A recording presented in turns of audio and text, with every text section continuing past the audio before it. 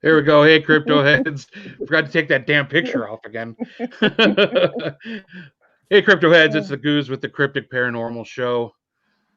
And as usual, co-host, we got Denise. Nice. What's up? Hi. I took your And down spot. below, Michael Bradley Heisenberg. Yeah, I know. We just keep switching around every time. So I'm like, let's over here. What's going on? What is going on with my computer? All right. Everything's getting switched and turned around. Bad night for computers, apparently. I guess. My goodness. All right, guys. Sorry about that. Welcome to the Cryptic Paranormal Show. We're all here. We got a very special guest, Mr. Tim Woolworth. How are you doing tonight, sir?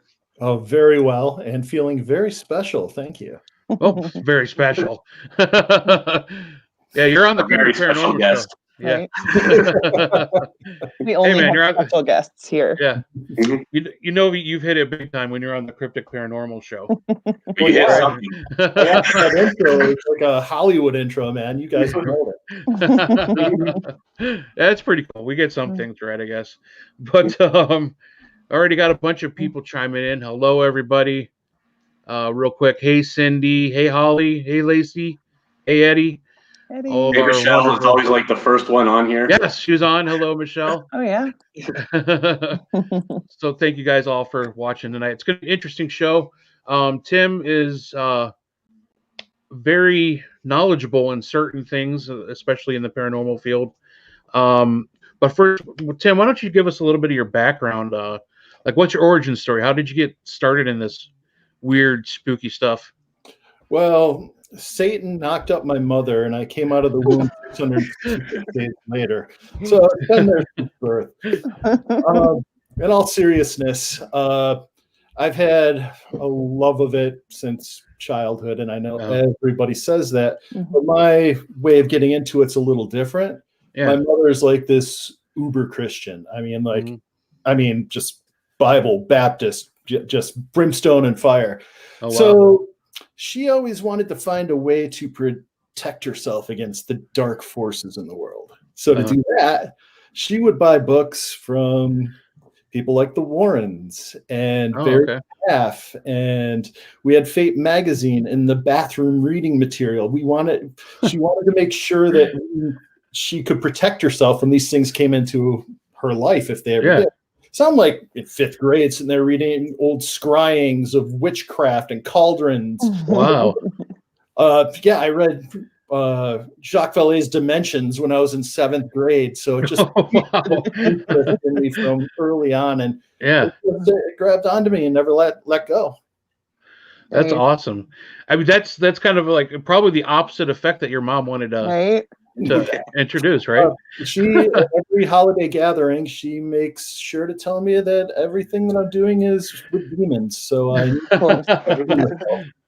be an interesting little family reunion just to sit back and watch. Right. And especially if you tell her that it was kind of your fault, Mom. That probably doesn't go over well. Yeah, I mean, for what I grew up with was, the cliche, growing up in a house that had a bunch of weird activity that I couldn't understand. And like you, my parents were, uber Christians, not Baptist, but Pentecostals. So pretty close to the same thing. Oh yeah. Both a little bit on the radical side. So obviously, things like playing with Transformers, those were demonic robots, you couldn't do that. They switch from things to other things.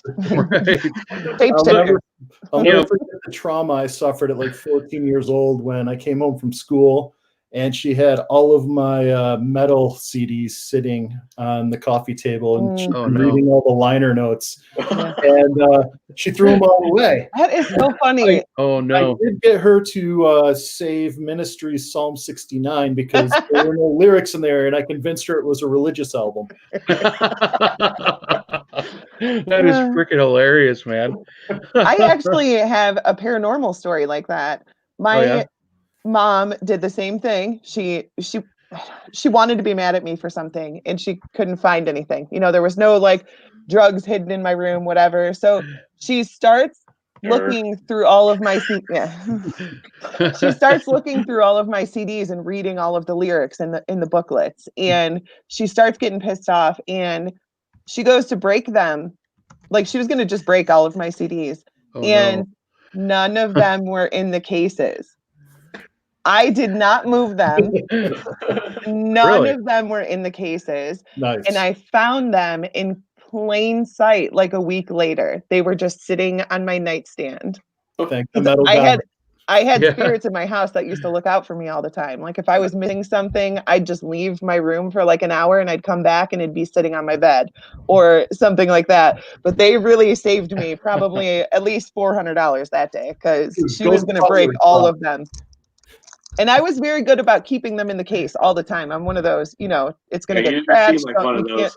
I am. And not a single one was in there when she went to go break them all. So that was nice of them. Yeah, that's nice.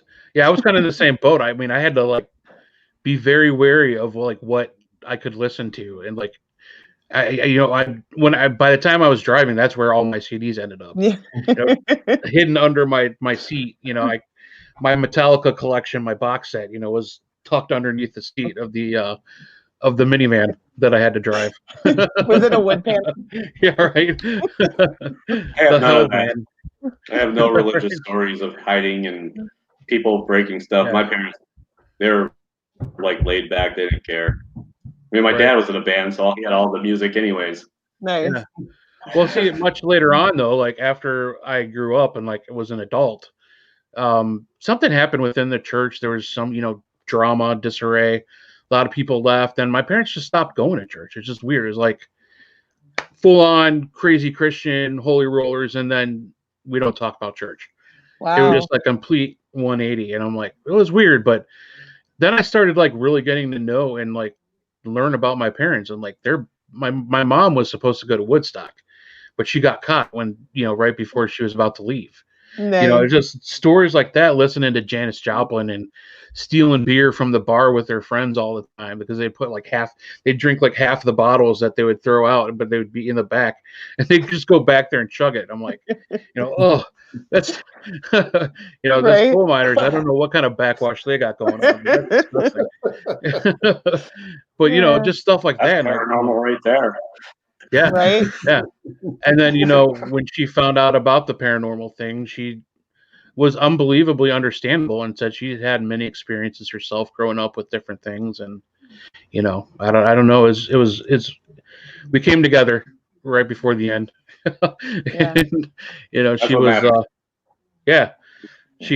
my dad still thinks I'm a lunatic. And, you know, it's not a religious.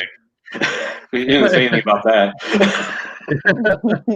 He likes to pick on me. He's like, so you going to talk to the blinky light thing tonight?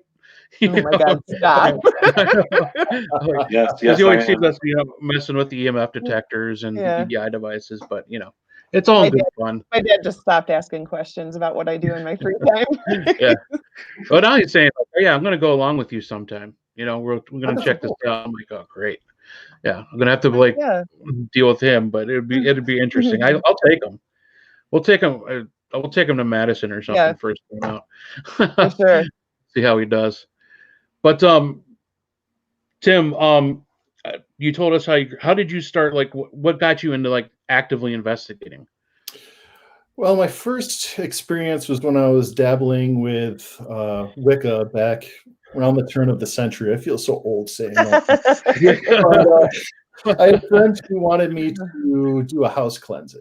Oh, okay. And so I decided to do a house cleansing. It was in Petaluma in the middle of summer. And Petaluma is north of San Francisco. And in the summer, it's wicked freaking hot there, man. Yeah. Like 102 degrees every day. Oh. And this friend and her roommate had both seen the apparition of a guy in his boxers standing in the kitchen, which is weird because whenever you hear of a ghost, they're obviously fully clothed. The whole theory of a naked ghost, I mean, it's really weird. I think it's awesome. For once, it's not like a lady in a white dress. Right. It's a lady in a white Victorian dress. Well, they're probably freaked out because it's briefs in the kitchen. Exactly. With cutting boards in there. So I went through and I did what I thought I had to do, you know, talking to the spirit, whipping around some sage, throwing salt everywhere, just being an ignorant asshole. But I got to a certain part where I'd done the rest of the house, and they were on the second floor of a split level duplex. And on the second floor, there was a staircase that went down. And I'm walking down the stairs with Sage, and the cat's right next to me. All of a sudden, it just starts growling and hissing and batting at the air. And the staircase was like 20 degrees colder than the rest of the house when it should be boiling. And I walked it down the stairs and let it out. And that was like my first bona fide paranormal investigator experience. That being said, I did grow up in a haunted house. I grew up in a town on the shores of Lake Ontario. Fort Ontario was 2 city blocks from my house. That's where I played as a kid. And that goes back pre-Revolutionary War. The French and Indian War was fought in my backyard. Oh, wow. And the house that I was in was sometime in the early 19th century. Several generations had died there. And yeah, all the typical stuff, knocks, translocation, all that fun stuff. So that was also a little background. But when flash forward to about 2007, and I'm back in Syracuse, New York, I am going back to school for English, and I wasn't writing much at the time. In my house, I had a sunroom in the front, and that's where I kept all of my bookcases. And one day I was in the kitchen making lasagna. I remember it specifically, and I hear this thump. And I'm like, what the hell did the cats get into now? And I walk through the house, there's nothing. I go to the sunroom, and there's this book lying on the floor. And it was a book by Dorothea Brand on the process of making sure that you write every day. And I was like, well, that's kind of interesting, because I knew I was being a slacker. And that book was in my writing workshop books, which was the top shelf of one of the bookcases packed in. So there's no way a cat could have knocked it out. So I'm like, okay, that's kind of cool. And flash forward a month or two, I can't remember exactly, but I'm in a different part of the house, and I hear that thump sound again, and I walk out, and it's the same damn book on the floor. And then I realized that I've got to figure out what's going on here. So I did what anybody would do back in 2007. Go to Craigslist, look for ghost hunting. And I found this dude, and he's like, oh yeah, I've been ghost hunting for years. I'm like, okay, this is great. Let's meet up somewhere. So we meet up at in my hometown. There's like some tugboats and old stuff and all kinds of fun shit. We went on the tugboat, and he showed me his brand new recorder he was so proud of. It was a little 4-bit recorder that just I used to be an audio engineer, so I knew he was getting nothing but distortion artifacts, and he thought it was ghost. And this guy, I mean, if a leaf blew across the sidewalk in front of him, he thought a demon was carrying it. So after 2 sessions with him, I realized I'm freaking done. So instead of going to Craigslist, I went to Google, and there was a group locally. I found their number, and I gave them a call, and it was led by this lady named Stacy Jones, who's been in the field for, at that point, over 20 years. She was pretty well known at the time, and she took me under her wing and basically taught me how to take my lifetime of knowledge and apply it to paranormal investigation. Okay. And from that point on, that's where I am today. That's an amazing story, actually. That's pretty cool.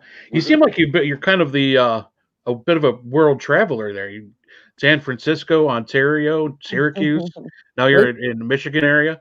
Yeah, as soon as I graduated high school, I wanted to be an audio engineer. So what do? You get in your car and go to Hollywood. So that's what I did. I went to Musicians Institute, learned to be an engineer, worked in studios, worked live sound, lost a ton of hearing, bounced up north for a while, the San Francisco Bay Area, Santa Cruz, Petaluma, then bounced back down to Southern California for a little while, moved back to New York, then moved to Michigan. Wow. I grew up I was born in Pennsylvania and ended up in Ohio. That's my story. I was born in Ohio and I ended up in Ohio. I would imagine being an audio engineer, that would play pretty heavy into your investigation style. As far as, I mean, I know one of your specialties is the ITC area of, spirit communication. I would imagine that has a big influence on that. You think? Yeah, just a little bit. Well, it's interesting to me because there's a lot of people that are still kind of on the fence about ITC, and people either buy into it or they're kind of like real skeptic about it. So it's interesting. Yeah, that's one of the big misnomers in the field is people immediately equate ITC to ghost box audio. Yeah. Ghost box audio is just one little piece of ITC under a huge ITC umbrella. ITC incorporates photography, video, EVP, steam manifestations. I mean, there are so many different types of ITC. Ghost box audio is just a single form of ITC. ITC, for those who might not know, is instrumental transcommunication. It's basically the use of any third-party instrument that allows you to contact and record responses from a discarnate conscious entity. There's conscious intent behind the communication. You're able to record it with a third-party, independent, partial instrument and then play it back for review. So like when you're doing EVP, for example, your recorder is the impartial instrument. That's what you're using. It doesn't care what your feelings are. It's just recording what's in the room. Video ITC, whether you're doing video looping or static, anything like that, the recorded tape, that is the instrument. Ghost box audio, the ghost box is an instrument, but it's also being recorded by another instrument. It's two impartial instruments working in tandem together. Okay. So that being said, stuff like, let's say, Ouija board or automatic writing is not ITC, even though you get spirit communication, because it's not independent. Your hands are being used in the process. Gotcha. Right. Okay. That makes a lot more sense. Yeah. Back to your thing about audio. Yeah. I'm an audio nerd. And I got into ghost boxes.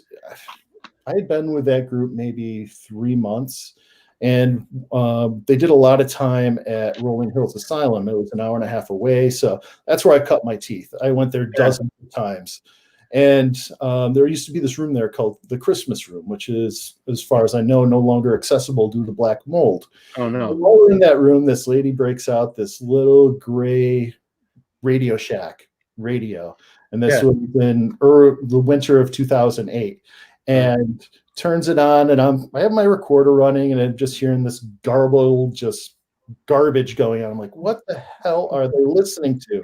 And all of a sudden it just clears up, stops, and says Tim Woolworth. And I was smitten from that point on.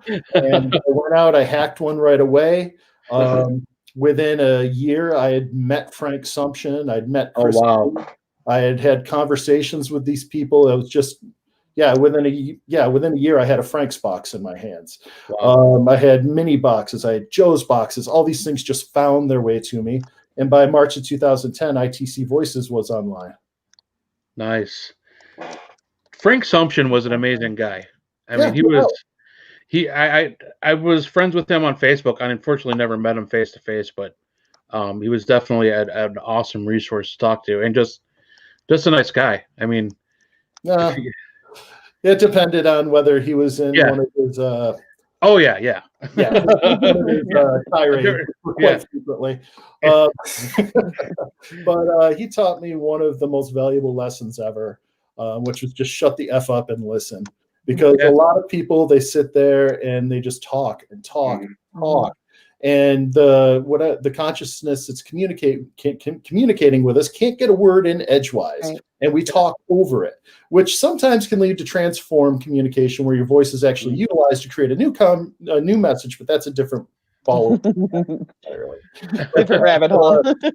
Frank he was a mentor to me. He was a really good friend. And I was really grateful to be able to write the foreword to the biography that was written for him. And when he died, I organized the funeral fundraiser, which was great because we had people from all walks of life coming in, like Chip Coffee donating readings and all of this stuff. And we raised the money basically to take care of his funeral expenses. That's amazing. That's awesome. That was really awesome of you guys. I think I remember seeing something about that. But that's really cool that you guys did that. Yeah, it was Bill Murphy, myself, and Steve Holte were the ones who organized. Okay. Now, do you build your own boxes now that you've learned so much from all these? I'm a user, man. Yeah.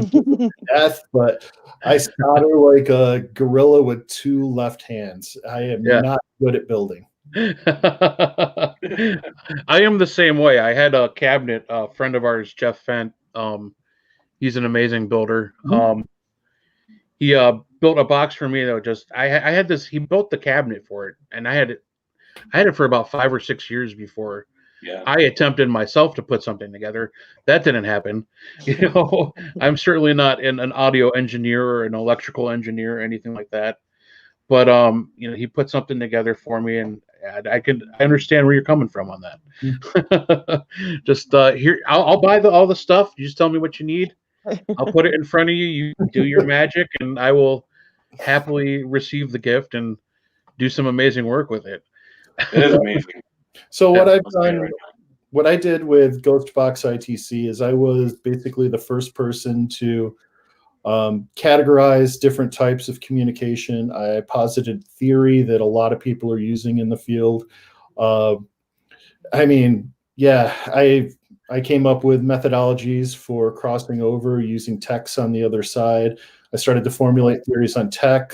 I mean, that ITC Voices was my baby for several years, and there's probably 200 articles on there that I still leave online, even though I don't touch the site anymore because I've moved on. I hated being pigeonholed into one niche, Right.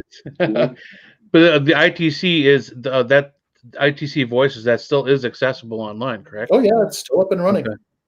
Awesome. And people are continually adding to it, or is it's pretty much been dead for about a year now. Okay.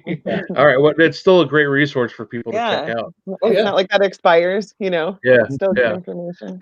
Once it's on the internet, it's there for forever. Especially when you see how many people have plagiarized the articles off of there. Oh no.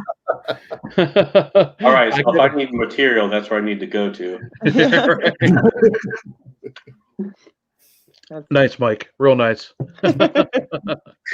Just real quick to everybody watching, if you have any questions for Tim, feel free to ask. We will do our best to convey those questions to him. But I want to ask, what is you have Paranormal Study, obviously you have the t-shirt. I know it's an awesome website. Why don't you explain what that's all about and what people can learn from signing on to that? Oh, well, Paranormal Study is another free resource. I never charge for the websites. I don't put ads on the website, so it's a really easy browsing experience. Nice. So basically, it's just a site chock full of articles. The social media is just on fire. We've got over 215,000 people there, and new stuff is posted daily. Only a fraction of the stuff on social media actually makes it to the site. I like to keep that for articles. We do t-shirts. I've got a line of paranormal merchandise coming out here very shortly. Nice. Including research tools that I'm looking forward to. Cool. Yeah. That's awesome. So yeah, guys, if you definitely check it out. I was on it a couple times this week, just reading some articles, and they're really interesting things. And it's a good resource if you're learning on what we do with this paranormal investigation stuff. It's a good place to go. Let's see, any questions yet? No questions. So we'll continue with let's see. I had something. I hate when this happens. I had something on the top of my head I wanted to ask. You guys go ahead. Let me think about it for a minute. Oh, I definitely agree with Dustin. What do you say? He said the ads on websites suck. Oh, they do. It's terrible. It's terrible. Yeah. It's awesome that you don't do that. Oh, I remember now. See, that's all I needed. Just somebody to give me a second to think. What are your opinions on some of these ghost box apps for computers, wireless devices, phones, that type of thing? You think are they something to explore, or are they pretty much all junk? Or how to put that nicely? I gotta tell you, I've got my Ghost Radar running right now, and there's a demon named Michael off to my right. But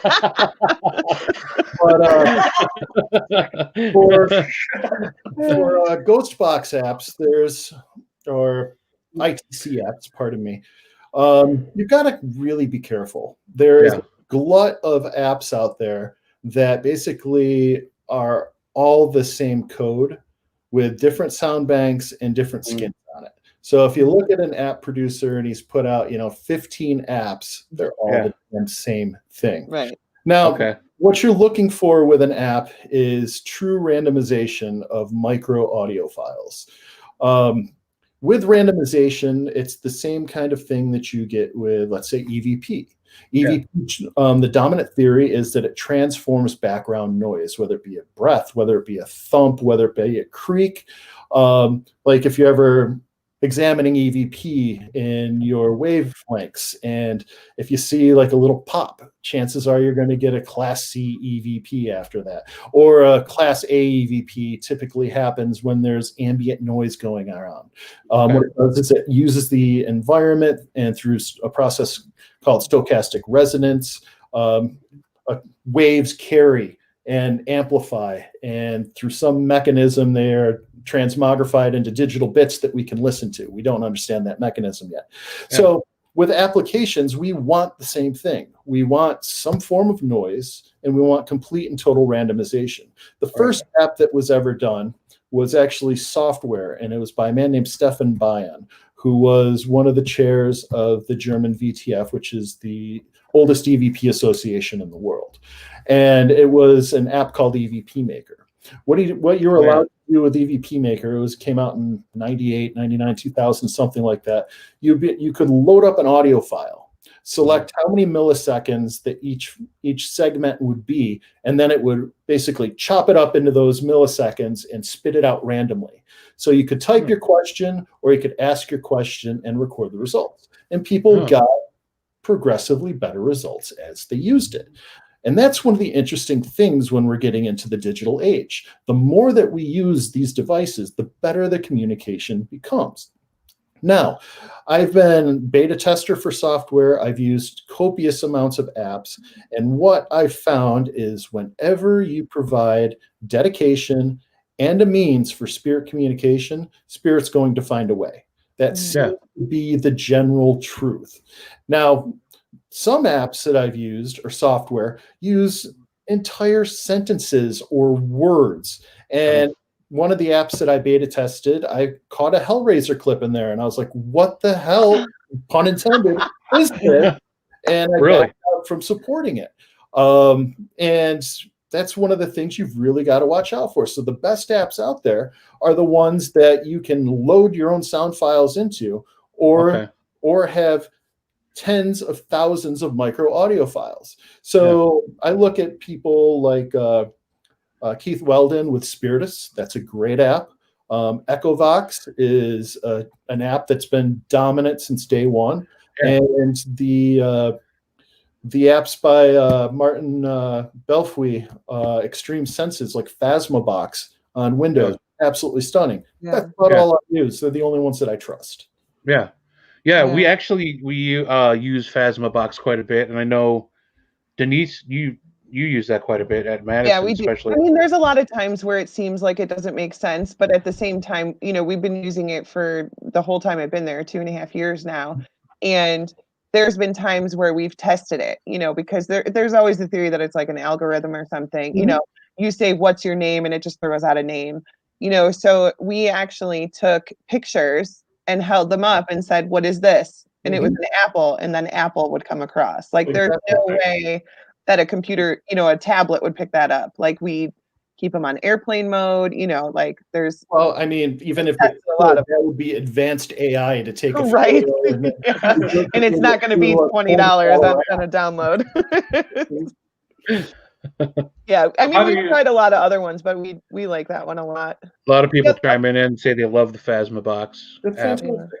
So, like on let's just say the mobile apps, how would they find out that, like, what the randomization is? Is there a way to find that out? Like, if Well, you've got to basically dig into it and look at what the settings are, and each app is going to be different. So like, for example, EchoVox, you can't even tell that it's micro audio files, but I've actually seen the audio file lists, and they are milliseconds long. And what it does is it grabs 4 to 8, depending on which version you have, at a time, randomizes them, and spits it out into a phrase. I mean, it doesn't get any better than that. Yeah. That is an app that I've tried, but I just, for some reason, I can't seem to get the settings. Like, how do you is it just trial and error? Pretty much, yeah. And you got to have an external speaker. If you don't have an external speaker, you're only getting half of the potential of it. Okay. Because that's good to know, because I was not. Yeah, that's the whole idea, is basically it grabs random audio files, pushes them together, spits it out, and it's picked up, and it goes out through a speaker that's set apart and comes back into your microphone, and that loops. That's the echo part of it. And what that does is it builds noise around you for whatever consciousness wants to communicate through that stochastic resonance process. Gotcha. That makes a lot more sense. Fascinating. Fascinating. It is. Fascinating. Yeah, Kathy's Mama Santori, we love you. I miss you so much. She said she had complete sentences with Phasmabox, but she's also had gibberish. Oh yeah, nothing's perfect. No, right. There is no telephone to the dead. Right. Yeah, right. exactly. There's not a single tool that you can use that's perfect. So except a flashlight. Holly Miner wants to know what you feel about. Being sarcastic. No. Holly Miner asks, how do you feel about Phasmabox with Odium, which I'm not familiar with. I'm not sure what that. I'm not familiar with it either, to be honest with you. Okay. Well, we'll check it out and we'll let you know next time. Yeah. A lot of people chiming in. Let's see. Tina says she has Odium. Like, what is Odium? What is Odium? I know. That was Garfield's buddy.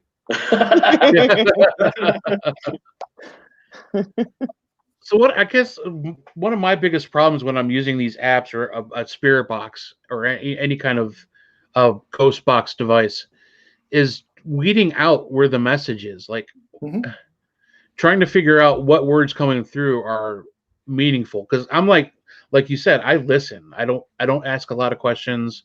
I just kind of let the box go naturally, and till things start to make sense. But how do you selectively listen to what you're supposed to hear? Time and experience. You start to be able to recognize what radio breakthrough is. I don't use the little black spirit boxes. I use much more complex boxes that are fully adjustable and customizable. So I don't use the little black ones. They're really hard to listen to. It's like a freight train. Yeah. And you only get little blips of audio, where the other ones that are more analog with white noise, you can get full sentence communications. Right. But it's time. And even with active listening, on my best day, I'm lucky if I pull 25% of the communication on my best day. Typically, it's like 10 to 12%. That's why you shut up and listen, and then you parse it in at home. And or do your sessions at home. It's where I do them. It's where I've done them for years. And for each minute of recorded audio with some of these boxes, I can spend 25 minutes parsing a single minute of audio. So one of the key things that I like to tell people is keep your sessions short. If they're going to communicate with you, they're going to get out most everything that they want within 5 minutes. Now, the fun part is once you've established a rapport with your contact field, when that 5 minutes or so is up and you want to basically move on to the next mechanism for your investigation or shut down the session so you can start your review process, they like to tell you no and to stop and to stay because they want you to continue listening. Yeah. And it's up to you whether you give in to that, because a lot of the times when they do that, you're not going to get valid communication after that. They just want a voice to talk to. They want to be listened to. And one of the ways I've done it since day one when I shut down a session is I tell them I'm going to hang up, and then I give them a countdown of 3, 2, 1, and I give them about 15 seconds after 1 before I say goodbye. Now, one of the amazing things is when I start the countdown, they do the countdown with me. So I'll say 3 and we'll go 2, 1. And when you do sessions for 12 years, you've got to build a huge contact field on the other side. Right. And it's fun when that kind of stuff happens. Or you get language, which is just totally unacceptable. And a lot of people freak out. It's like, oh, it's swearing. It must be a demon. No, it's, it's your asshole Uncle Frank. I swear all the time, and I'm not a demon. So. And but at the point of ITC, you have the power. You can say, hey, if you don't stop swearing, I'm gonna hang up. I'm gonna shut it down. And amazingly enough, it clears right up because they want to be heard. So there's just a lot of tips and tricks out there that you'll learn over the years. And parsing the audio in real time, if you're on an investigation, don't really worry about it. Try to pick up some really key phrases and work with them intermittently during the session, but most of it you're going to pull on review. But if you're doing a live session for a gallery or a hunt that you lead, then you've got to be on top of your game. So you're listening at the absolute max. I like to listen in headphones at that point. I have a powered speaker that's like this big that I can so it rocks the freaking room. And I like to engage the crowd at that point. And I'm like, hey, if you hear a name or a voice that you recognize, let me know, because a lot of the times loved ones will come through during these sessions to talk to people, and a lot of things get resolved. It's heart-wrenching, but really fulfilling to see. That's awesome. That's really cool. Is that I gotta imagine with everything going on right now, things have been pretty slow on your end as far as lecturing and things like that. Are you doing anything virtual wise, or? I got to do one in-person lecture that was mid-March, right before everything. And before the end. I did a lecture that was hosted by some group out of the UK back in May. And I've got a virtual lecture coming up in November for the Old Mill event in Dundee, which you've been there before. Yes. And that's going to be a fun event. I'll be speaking on ESP at that one. Awesome. That's really cool. That was the first time I think I met you face to face was at the Old Mill. Yeah, I walked up there. Like, what do you do? I'm just a ghost hunter. Just a mild-mannered ghost hunter. Or paranormal investigator, or whatever you guys want to call it correctly. Paranormal enthusiast. I call whatever I want during that day. Yeah, right. What would you say, Tim? What'd you call it? I call myself a paranormalist. That's cool. I like that. Now Ray's gonna start calling himself that. Yeah.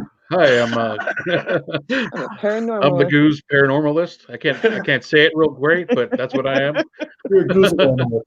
Yeah.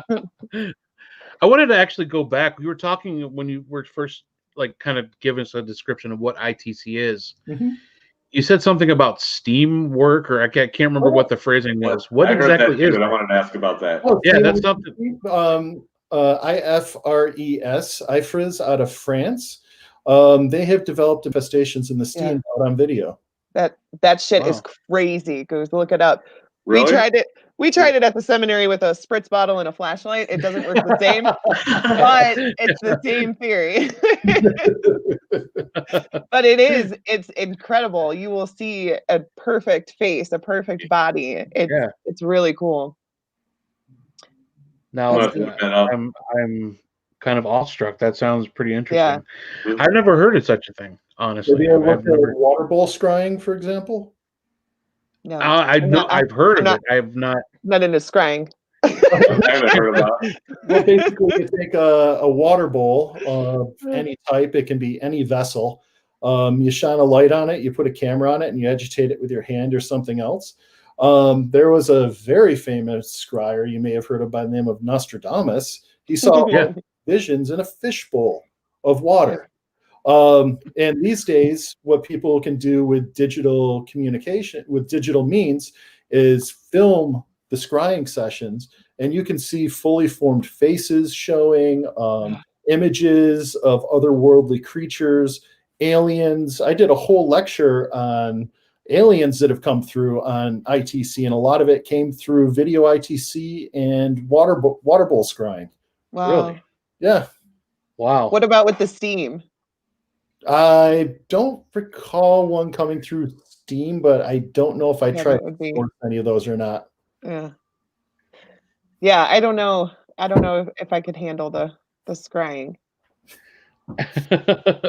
Maybe I feel like maybe the water bowl would be better than the actual mirrors, but it's probably 10 times worse. Go for it, Denise. Do it, Denise. Uh-oh. You first. I want to get something. Well, now you pissed them off, Denise. They're into Yeah, it, see? they're into it. Listen, when I'm at home, I don't even turn my phone upright because I consider this could possibly be a scrying mirror. When I'm home, who, when you leave the bathroom, you close your eyes when you shut the lights out. I just leave the light on. Oh, it's amazing. I got in. I know. Yeah, Denise is flowing in electricity money. I got into this because I went to go visit the Madison Seminary. Mm-hmm. I fell in love with it. I started giving tours there, and you get roped into the paranormal. You have absolutely no choice. If you're going to be there, you're doing paranormal stuff. So I admittedly am a chicken shit, and I don't think that I can handle the scrying mirrors. Even my TV at home, I keep it on, or if I'm in the room, it has to be on because I just am picturing somebody's going to pop up behind me in the reflection, So you're probably giving them more energy by keeping it on. True. And all the lights, yeah. Well, that's one of the. Yeah, Denise is flowing in electricity money. Yeah, you mentioned energy by keeping the lights on, and that's one of the fun things in the paranormal that investigators need to be wary of is the tools that you're actually using. Like I watch people running around with K2s, and a K2 detects AC, which is man-made electricity. Yeah. Right. It has never existed in nature. Right. Yeah. Well, I mean, as far as man-made energy. Yeah, it's the energy that courses through your walls. That's it. That's what AC is. Natural energy is DC. That's what the body electric is. That's what lightning is. That's all DC. And the K2 picks that up. So what are there tools that pick that up? Oh yeah, there's definitely DC meters out there. The natural tri-field, the blue one, is a DC meter, for example. Okay. The blue one. Yeah, they make the natural tri-field has the yellow and the blue. They're both tri-axis. They're not tri-axis.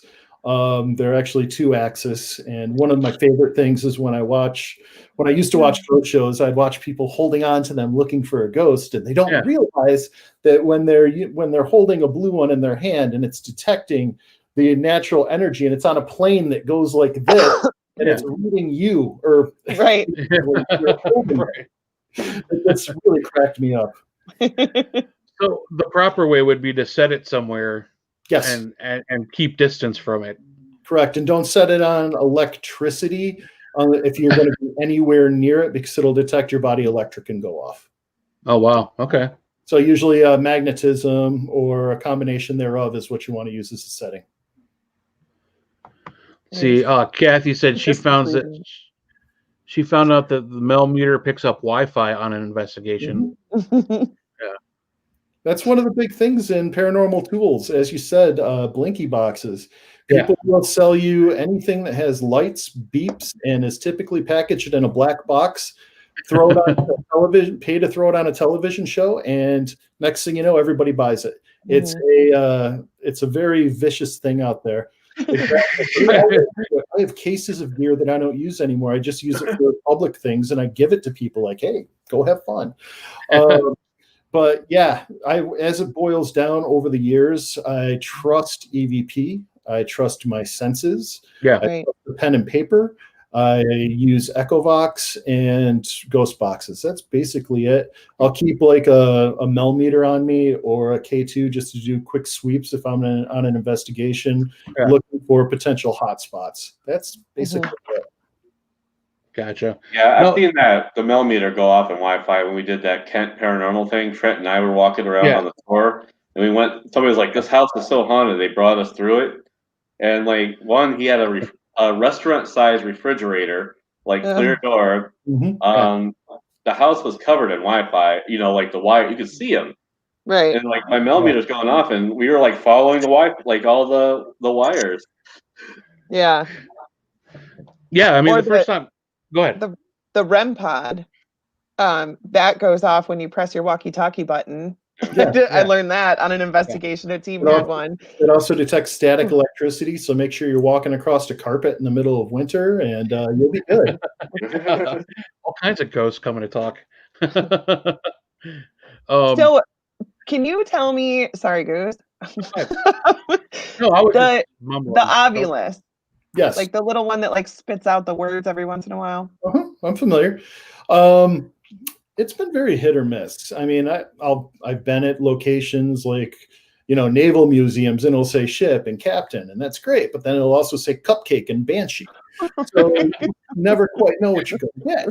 The Ovulus, from my understanding, basically it takes various measurements of the room. So basic EMF, I'm not sure what band of EMF it's using, temperature, possibly humidity, and basically associates a random number to these various variables which trigger a sound, which can be phonetic or a word, depending. So that being said, Spirit may be able to find a way to influence it. Spirit may not be able to find a way to influence it. Now, the issue that I have with it, and I've also seen the same thing with people using ghost boxes, is that a word will come in, and all of a sudden it's no longer an EVP session.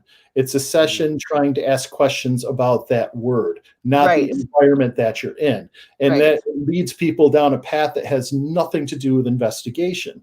Yes. And I've seen it with the Ovulus left and right. I've seen it with the puck, and I see it with ghost boxes. Always remember why you are at an investigation. You are there to communicate with the possible denizens of the place or those who are attached to the people in the building itself. Right. And that is how your questioning always has to remain. So if cupcake comes up, you don't say, "Oh, were cupcakes your favorite food? Yeah. Were you a baker?" Yeah. I'm not gonna lie, I fall into that trap all the time. A lot of people do. It requires a lot of discipline not to fall into that trap. Yeah. Right. Yeah. Right. Yeah, and especially especially the Ovulus, I don't know how much I trust it because, like you said, it comes up with random words. And then the other thing too is I didn't really understand how it was working, like where it's getting these words from. So if the word comes up scary, then people are like, "Oh my gosh, there's something scary going on." And like, how do you know that they weren't trying to say Terry or Harry? You know what I mean? Like I don't know. I just feel like it even if it has a word bank of 1,000 words, like we speak way more than 1,000 words every single day. So I feel like it's just picking the best one. I don't know. It's whatever it's weighted for in the algorithm that Bill Chappell designed. But it's also, you got to realize that when you have, let's say, 1,000 word bank, and a lot of those words are weighted towards the paranormal, there's a lot of false positives you're going to Right. There's like 20 different words for demon out of those 1,000 words, so I guess I just never really understood how they worked, and I was hoping you could shed some light on that. But I guess that's what Holly said. That's updated. It's an updated. The Odium is on the updated Phasma box. I must be like a word thing like the Ovulus. Yeah, I've never. From what I'm gathering from the comment there. Yeah. Yeah, when I downloaded the Phasma box app on my computer, I just downloaded the base Phasma box package, whatever it is. Yeah. I didn't see any of the add-ons or anything like that. So not sure what that is. Maybe I'll look into it and try it out. I'm always open-minded to try new things and experiment with different techniques and apps and whatever, just to get my own idea on things. Right.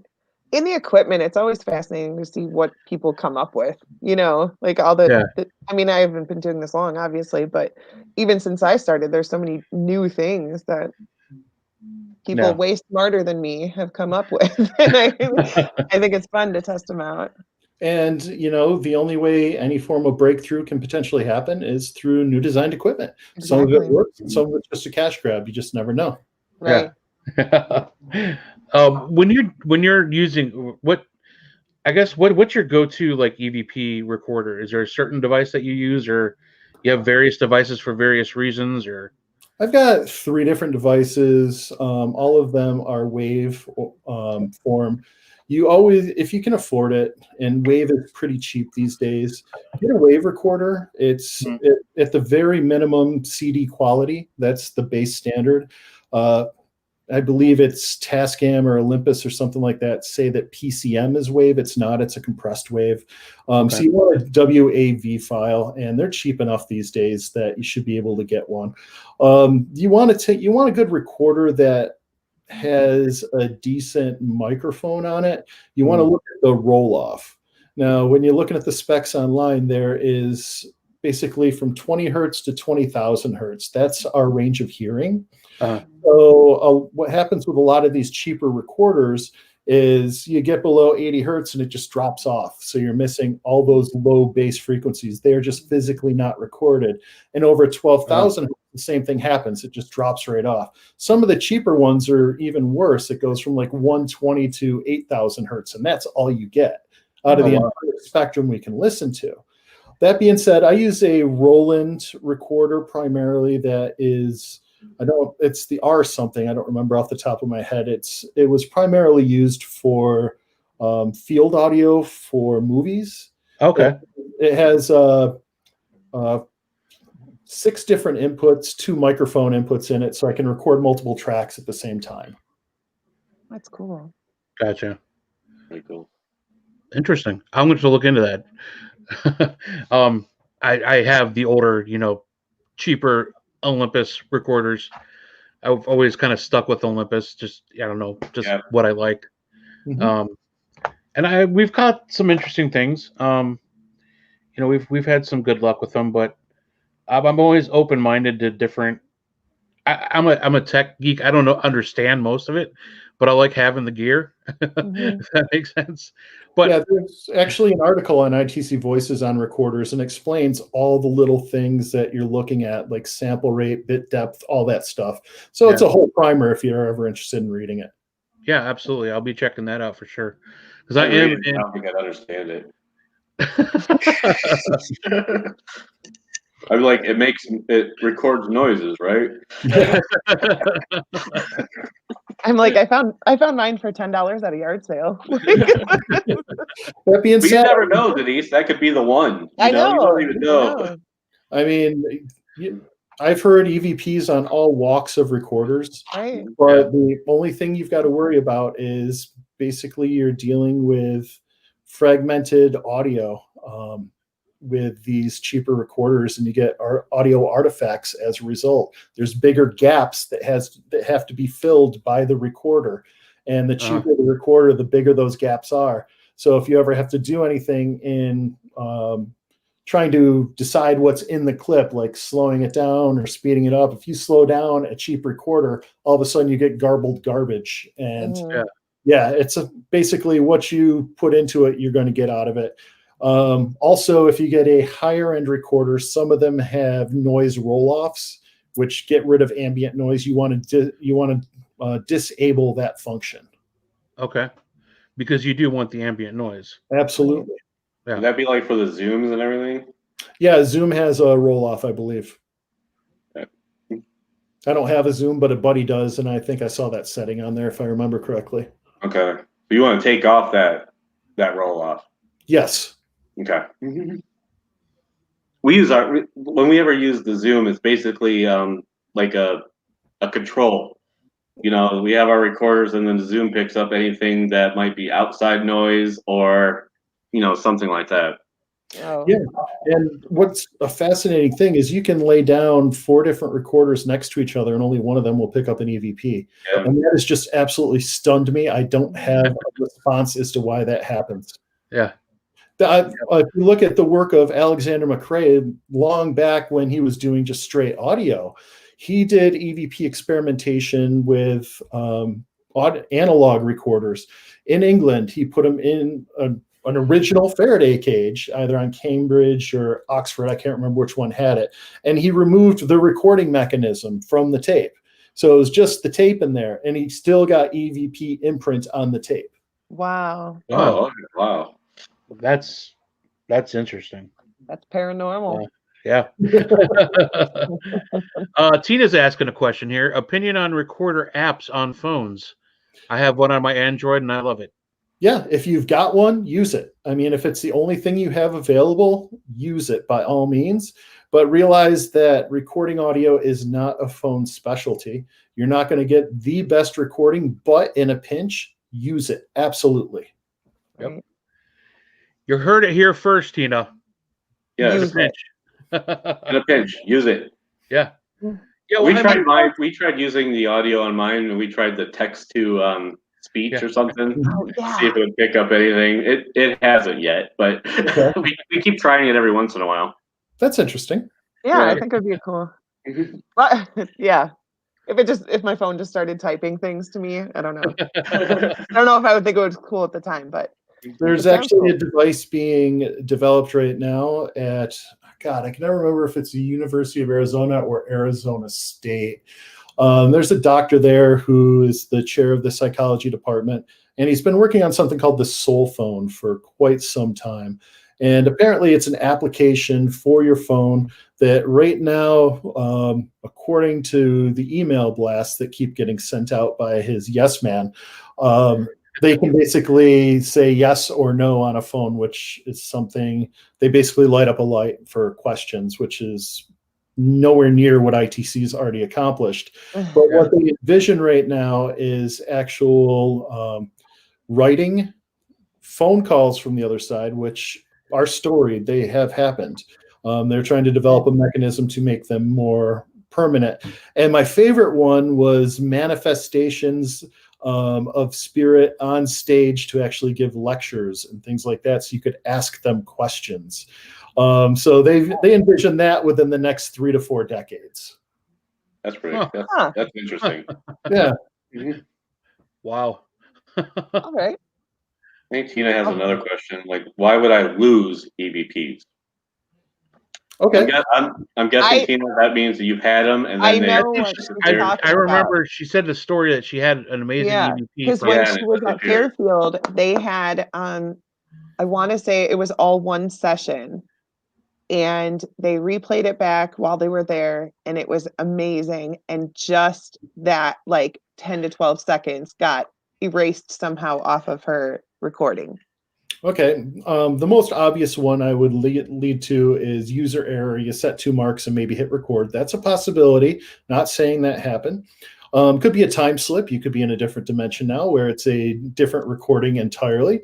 Or Alexander McRae, leaning back on him, said that there's something called retro PK that he has noticed with his recordings, where over the course of time, and Alexander McRae, just to give you some background information, he was one of the early pioneers of EVP. He's still alive. He's in his late 80s, and he's functionally retired at this point. But he helped design the audio communication system that goes from Houston to the shuttles.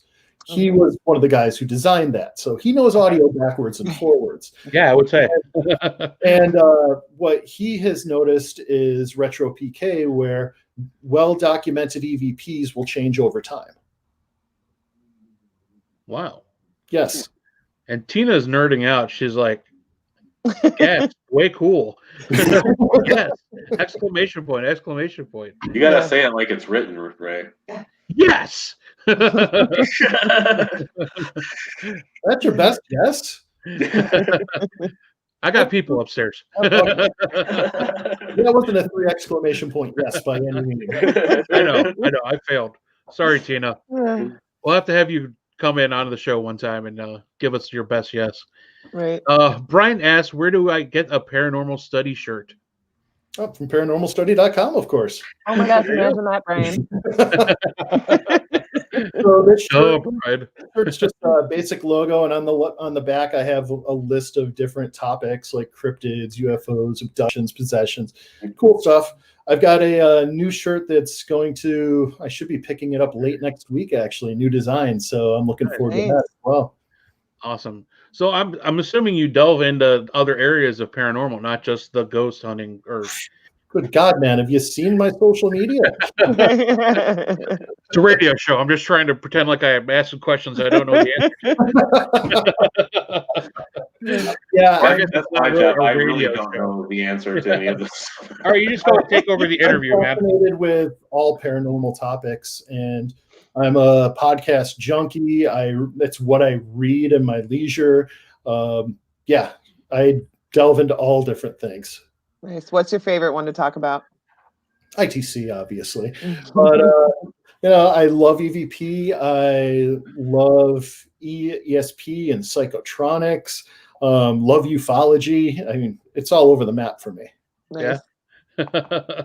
That's fun, man. Nobody wants to talk about the weather or politics or, right. That's the kind of shit that I'll sit there and talk, back porch talk at the seminary. Yeah, I love it. Right. I love it. Let's see. Brian wants to know any thoughts on black-eyed kids, black-eyed children. Yeah, Child Protective Services should come in and take them away from the parents. Nice. But, you heard it here first, folks. There's a lot of lore attached to black-eyed children, and I think most of it is just folklore. But there are some really cool pieces from history where black-eyed kids will show up, and then Men in Black encounters, UFOs, they all kind of like intermingle. I've never experienced a black-eyed kid. I've read a lot of the lore. I haven't read the books on the topic yet, but I've read a ton of articles. And basically, if you have some kids showing up at your house wearing hoodies and they say that they're hungry or they need a place to come in and wait for their parents, this is America. Get your gun. Yeah, don't let them in. Don't let them in. I don't even answer my door anyway, so. Fair enough. Those Mormons. I have Kate answer it. Nice. Let's see. Tina wants to know, what's the scariest communication Tim has ever heard? Ooh, heard. Okay. It didn't happen to me. It was a friend's EVP. Okay. It was one of the only places. There's two places in the country I will never go back to investigate. This is one of them. It was a giant mansion. It belonged to a Pittsburgh steel magnate who died on the Titanic. And the mansion itself was fine, but when he died, it got passed on to a church, and they put up a bunch of various little lodges for kids to camp at and whatnot. And I don't know what the hell happened there, but all the activity happened in the caretaker's house, which was about a quarter of a mile down the road from the mansion. And I wound up with an attachment from that place that lasted for 3 full days. And my friend, her dog had just passed, and she got an EVP that said, "We have your effing dog," which was just rough. Oh my gosh, I got Yeah. I mean, messing up some ghosts. Tell you that right now. Right. Oh my gosh. Another, but you also get some fun things. I was on an investigation, and one of my best friends in the world, Tim Miley, we were on an investigation together for the very first time. I had met him at this event up in Petoskey, and he came up to me. He's like, "Dude, I got to tell you something that just happened." It's like, "What?" He's like, "Somebody grabbed it." And they grabbed it? He's like, "Yeah." They grabbed it and they tried to helicopter it. And I was like, "Are you serious?" He's like, "Yeah." And I'm like, "Okay, let's turn on a ghost box and see what we can get." And so I sit there and I turn on the ghost box. I'm like, "Hey, we're trying to figure out who grabbed my friend Tim here. You know where?" And all of a sudden it just erupted through with a bunch of laughter saying, Brenda's the grabber, Brenda's the grabber. So you never know what people get out of these things. Wow. Oh, that's amazing. That's crazy. Oh, shit. That's Brenda. I've never heard a story like that. Wow. Dirty Brenda. That Brenda. Oh my gosh. Oh, UFOs. So sorry to go back to the black-eyed children, but are they normally associated with UFOs and the Men in Black? They can be. Yes, there is a correlation, just like Bigfoot and UFOs are correlated. Okay. Yeah, I always think that's something I've been kind of reading a little bit more and more about. Wouldn't say like major research project or anything, but it's reading some of the theories out there. It's pretty interesting, the correlation between cryptids like the Bigfoot or Sasquatch and alien life forms. It's there's there's the thought that Bigfoot is an alien, or Bigfoot is a transdimensional being, or he's flesh and blood. I lean more towards transdimensional being that may be alien. Wow, that makes sense. Yeah. I mean, honestly, it makes sense, because why would they never find a body? There's more importantly, think of what any animal does when humans encroach upon their territory. If Bigfoot were a flesh and blood creature who subsisted off of this planet, you would catch him behind a 7-Eleven going through a dumpster. Right. Yeah. Yep, that makes absolute sense. And Tina's like, wait, what? Bigfoot is correlated with UFOs? Tina.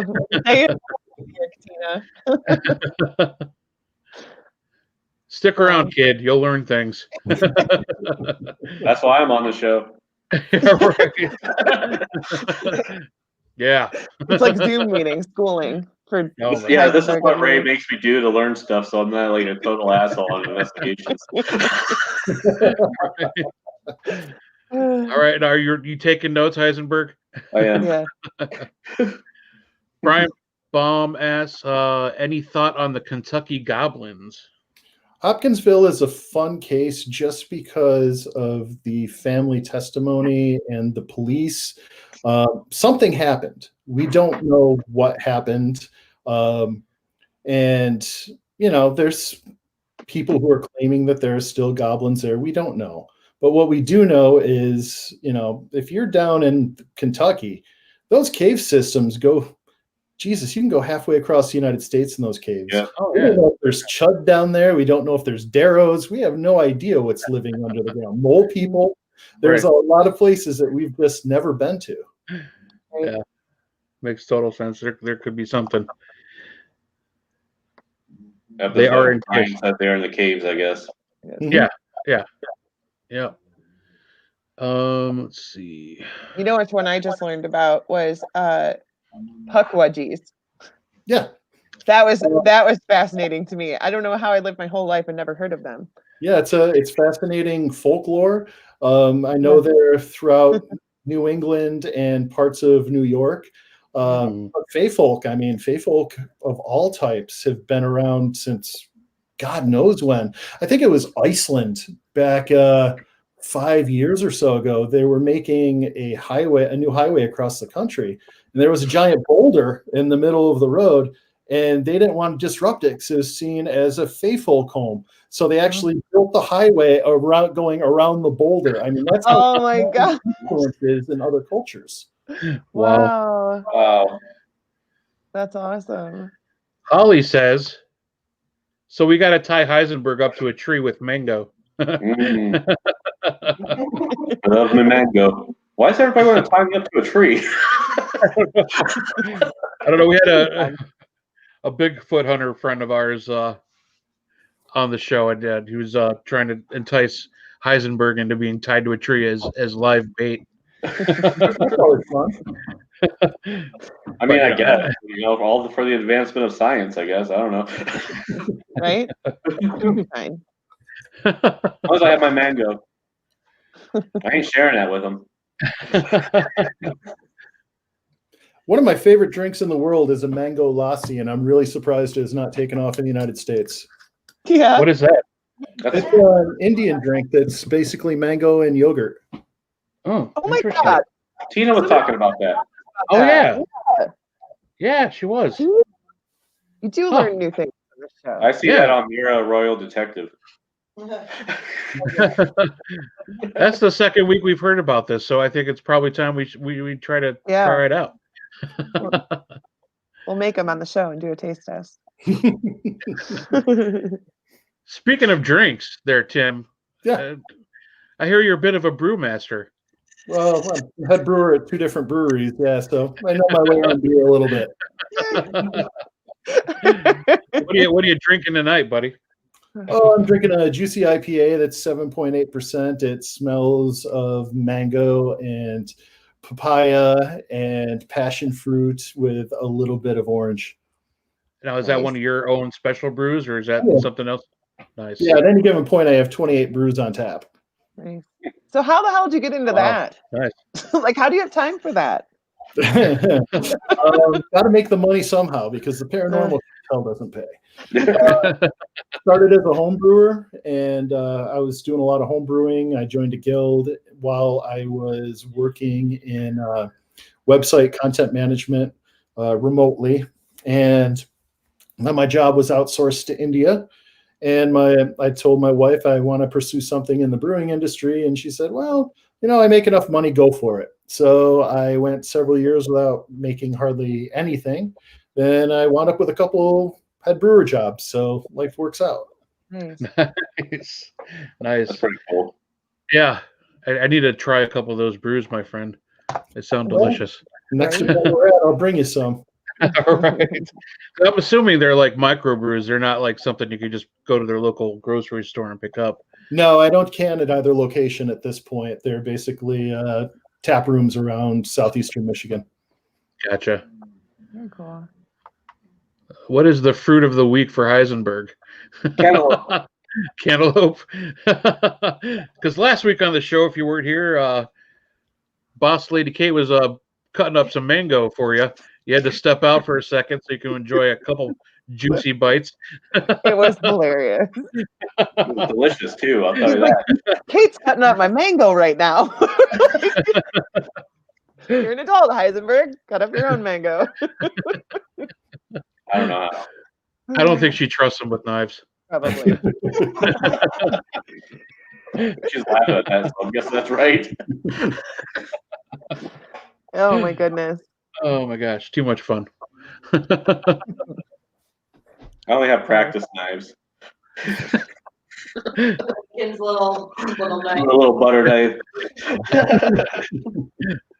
The sad thing is, Lincoln's advancing farther than I am. That's hilarious. Trying to make sure I didn't miss anything here. I know that's what I was just doing. Sorry. Oh no, you're fine. I got distracted. Distracted by the mango comments. The mango. In the brewery talk, man. Right? I love hearing. My friend did the same thing. Started off as like doing homebrew, and then he worked at Thirsty Dog, which is around, and then he went back to Port Clinton or Catawba, and he became a brewmaster at one of those, one of the startups. Cool. It was around there. Nice. Does he have a beard yet? Yes. It's a job requirement, right? It is. I saw a picture, and he's got the long beard. Yeah. I feel like you can't be taken seriously as a brewmaster without a long beard. Yeah, I was like, is that a prerequisite? Yeah. It is. It comes with the job, actually. They give it to you, and you just kind of fit it to your face. That's awesome. Oh my gosh. So I had a question. When you do your EVP sessions, Mhm. I'd like to know how do you hold it in your hand or do you set it up a certain way? Never. I will not hold it in my hand because you can get false positives from just rattling in your hand. Your hand touches the microphone, anything like that. I like to put it flat on a surface that's not going to be very vibrational. I do bring a piece of rubber with me to put on a surface. So if it does vibrate, the rubber is going to absorb some of it. Sometimes I will put it on a tripod mount and put it in the air. It all depends. And with my recorder, as I said, it's got multiple inputs. So sometimes I'll run microphones in different corners of the room and use the two ambient mics in the middle to record a full stereo surround of what's happening in the room. You can pinpoint where the EVP actually came from. That's so cool. Yes. That was something I was worried about as an investigator, is holding that microphone, holding that recorder, and you hear the scratching noises, because you're not paying attention to what you're doing while you have it in your hand. One of the easiest things that you can do, you can a wood shim like you would put on a door, a little triangle block. Just get one of those and some weather stripping, put it right on the top, and you've got a platform for it to rest on. Nice. Simple. Easy way to do it. Yeah. That's good stuff. I like that. Let's see, I'm just trying to make sure I'm not missing anybody. Everybody's talking about the beer now. Right. Which is perfectly fine. We always, like I told you earlier, we always get off topic, and it always becomes about food and drink. We have issues. That was a good one from Holly. Yeah, Holly asked, the watch recorders, do you think those cause contamination being on your wrist? I'm a poor boy. I've never had a watch recorder, so I can't tell you to be sure. It all depends on where the microphone is and whether the watch is actually flush to the skin or whether there's a little bit of give in the band, I would imagine. Okay. Darren Smith says, hey, guys. Hey, buddy. Hey, welcome.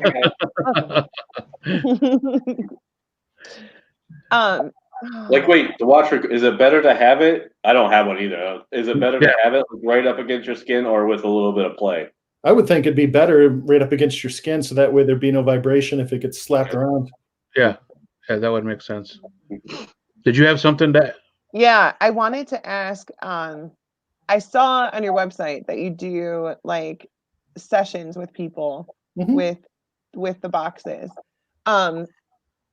Do you also have abilities?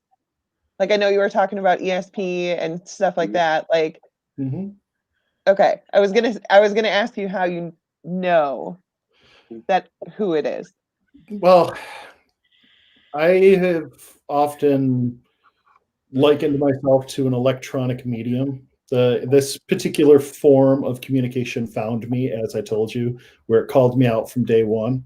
Right. I practiced automatic writing for a very long time with my right hand. And when I'm using these particular devices, if you watch me use them in real time, I kind of go into a trance. I basically look down. I have what's coming out of my mouth is basically being channeled by what's coming through the box. And my hand, I let them control it. So they basically are dialing it in as I'm doing the session. And like the settings and stuff on there? Yes. Okay. Physical knobs, whether it be bandwidth, whether it be squelching, whether it just be sweep speed, I let them control my hand to dial it in. And you'll see when I do like a deep session, that like a public session where I'm dealing with a bunch of people, there are times when I'm done and I almost fall down. I can't talk for a couple seconds. It's like a trance, a channeling, and it leaves. And that's basically what my ability is when it comes to the paranormal. And sessions, I never charge for sessions ever. Basically, what we try to do is we try to get you in contact with the other side to resolve things. Now, if you want me to parse the session, I'll charge you for it. But just the session itself, absolutely free. We set on a time. We do Zoom or Skype or whatever, and we do it in real time. That's basically it. It's a gift, and I wouldn't want to charge people for it. But if I have to invest my time to figure it out for people, that's a different story. Yeah. And there have been some great ones, like this one lady, she wanted me to contact somebody who passed on the other side, and I only knew her name and the person she wanted me to contact. She didn't have a question. She just wanted to say, can you reach this person? So I asked for my techs, which are people we work with on the other side. And when they established that they were there, I said, hey, I want to reach this particular person, and the X person is looking for him. And this man, his name was Gary. I won't say his last name. He came through and he said, I love her. Is that a boy? And that was all I got out of it. So I gave her this session back, and I found out that she was his mistress. He died on a motorcycle. She was pregnant with his kid at the time, and it came out to be a boy. Wow. Yeah. That's very cool. So I just did that off of 2 names. Right. That is pretty cool. So your texts, are they what other people would call their spirit guides? Not necessarily. I don't know if they're fully interchangeable. So technician is a term that's been used for quite some time. There are people in the field now who claim to say that, oh, I gave that description to them. I call them techs. I came up with it. It actually comes from Konstantin Radova in his book Breakthrough from 1971, where he got an EVP that said technician, something to the effect of technician is coming to clear up the signal. So technicians, and it took me a long time to develop this particular aspect, and a lot of people have worked with it since. I noticed after a couple years that all the sessions I was doing, there's this one voice coming through, and he said one word all the time, Tom. It was always Tom, Tom, Tom. And I was just ignorant, and I didn't put it together, and then I realized, holy crap, this guy has been on dozens of sessions. Let me So I started talking to him, and then other voices started to come through, like Michael and Sarah and just Walter, a never-ending stream of names. But the cool thing is, once I started talking about this and putting it online and doing lectures, radio shows, other ghost boxers came to me and said, hey, I've got Tom too. I talk to Walter all the time. And we started to compare, and it's the same voice. Wow. Yeah. So what these technicians do is they help us to facilitate communication with those who want to communicate with us. I don't know the mechanism that they're using over there, but we've heard things like Tom will say, come up and speak. Right. Things like that. So we don't know if they're using physical equipment or whether it's just proximity. Yeah. So there's a lot of questions about it. And what I use my texts for mostly are for those who scream for help. When you've been using these boxes for a while, you're going to get people say, help me, help us. This happens all the time. Mm-hmm. And for a while, I was just like, what do you need help with? And then in March of 2010, I went into one of those trance states. I was in Gettysburg. Have you guys been to Gettysburg? No. No. Not since I was a little kid. They were supposed to go for God, you're all in Ohio. What's wrong with you? I know. We were supposed to go. We were supposed to go a trip this year to the Gettysburg Bash, and that got COVID canceled. So. Yeah, well, in Gettysburg, on Little Round Top, there is a monument from a New York regiment, and it's a small castle. It's all marble. It's totally awesome, and it's overrun with tourists whenever you go there. I was there in March, and it was an early morning, and there were no tourists at all. It was just me and a friend, a box, and a speaker. And I started doing a session, and 2 little kids walk through, and you can hear them talk about the very awesome stairs, because there's a spiral staircase that goes up, and then they just pass through.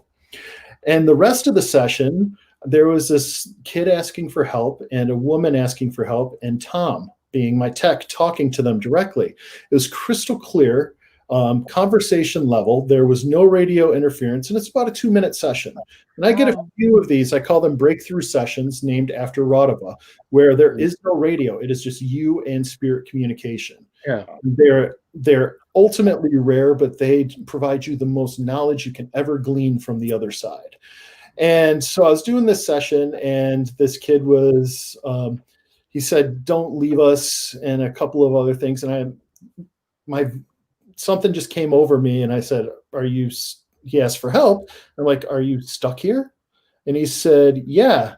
And I asked, how long have you been here? And it said, far too long. Really, really quick, so fast that I actually gave that part to Frank, and he picked it up like that because he'd been listening to Ghost Boxes for 8 years at that point. And he's like, oh, that's far too long. And that was the only part that I couldn't make out. And then I asked, do you see any lights? And he said, yeah, the lights are everywhere, which is just one of those things that has always stuck with me. Right. The lights are everywhere. And then that's when the words came into my mouth, and I said, do you see my spirit guides, those who are around me? And they said, yes. And then the next thing you know, the Tom comes through and he says, they left. And the kid comes back and says, thank you. And a couple of other things, they had been crossed over in real time. And I realized at that point through the texts and the trance, and that this was the path. And I've done it hundreds of times since. I've written a bunch of articles on it. I've got a ton of audio on the ITC Voices site laying out how this is done, and you'll hear the responses in real time. It's absolutely insane. And that is how I leverage my texts mostly. That, and to basically, when Tom is there, I'll say, hey, is there anyone around here that needs help, or is there anybody who really needs to communicate? And he'll put me in contact with them. So that's how I use my texts. That's very cool. So he's like your operator to the other side. Yeah, right. It's like the you on the other side, because people come to you to talk to the other side, and people go to Tom to talk to you. Well, that's one of my pet theories, that I've had a couple of theories that have popped into my head while doing this stuff over the years. One is how the communication is fostered through stochastic resonance. And the second is how we're actually communicating with the other side. It's not this. It's not our physical selves. Right. We are a receptor, a skin suit for consciousness. Consciousness is the overself. It is not in this physical body.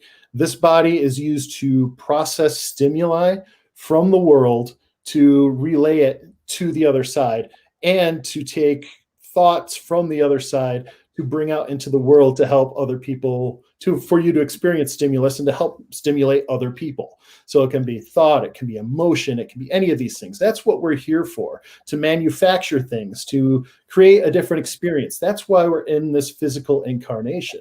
But our consciousness does not reside in us. We found this over and over and over through telepathy. How is a physical brain? If consciousness is in the brain, how are you reading another mind? You can't go mind to mind unless you got way it's going. That's not going to happen. Remote viewing. Your consciousness is physically leaving this incarnation and looking at another site or another planet. You look at, for example, automatic writing. I brought it up earlier. Any form of trance mediumship. So like with automatic writing, you can have there was a study of Brazilian automatic writers where they were in an automatic writing state. These are people who've done it for over 30 years. The part of the brain that is used for language shuts down. Wow. So you're not even using it. And the words that were coming out were written better and more thorough, with a better grasp of language than what they would write when they weren't in this trance state. So how this relates to ghost boxes and whatnot. So how I vision it is that, so I'm doing a session, it's my physical self, but my consciousness is not here. It's in another dimension, and it's physically talking to other spirits in that dimension. I look at it like mediumship. So mediums, they're getting this input from another consciousness. Is that happening physically, or their consciousness is meeting on the other side? You get after-death contacts through dreams. So your consciousness is not in the physical self, but all of a sudden you're talking to your grandfather in your dream. That's consciousness to consciousness contact.